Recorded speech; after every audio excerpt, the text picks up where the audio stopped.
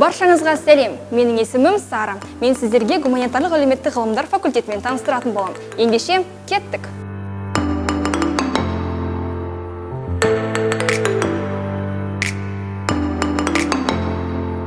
Біз қазір журналистика мамандығын студенттеріне арналған студенттік телестудиядамыз. Болашақ журналистер үшін бұл жер мүмкіндіктер мекені.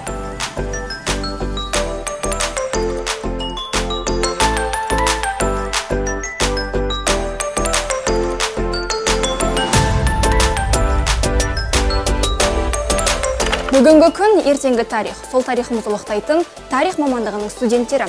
Олар елбасының тарихын білмеген ұлттың болашағы бұлыңғыр деген сөзді ұстанады.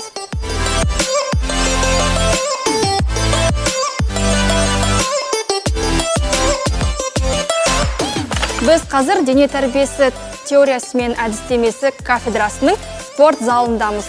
Бұл спорт залдан бөлек, мұнда тренажер, гимнастика, күрес сынды залдары бар.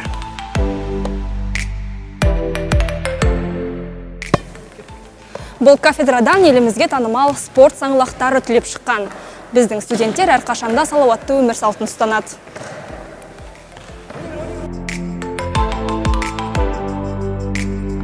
Мен мәдениет және өнер кафедрасының талантты студенттеріне арналған акт залында тұрмын. Университетіміздің атын шығаруға бірден-бір ықпал ететін мекен мәдениет және өнер ордасы.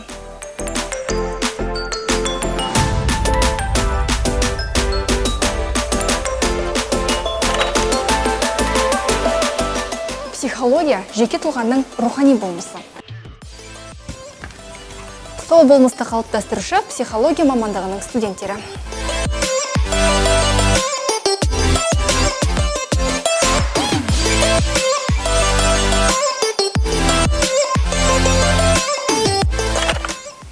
Ахмет Байтұрсынұлы қазақ әліпбиінің негізін салушы. Тілі жоғалған ұлттың өзі де жоғалады. Қазақ филологиясын болашақ тіл мамандары ана тіліміздің мәртебесін көтеруге барын салады.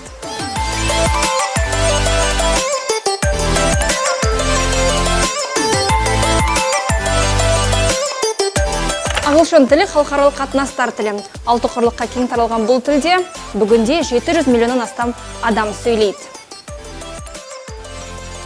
Университет студенттері шет тілін еркін меңгеру үшін осындай лингофондық кабинеттерде дәріс алады.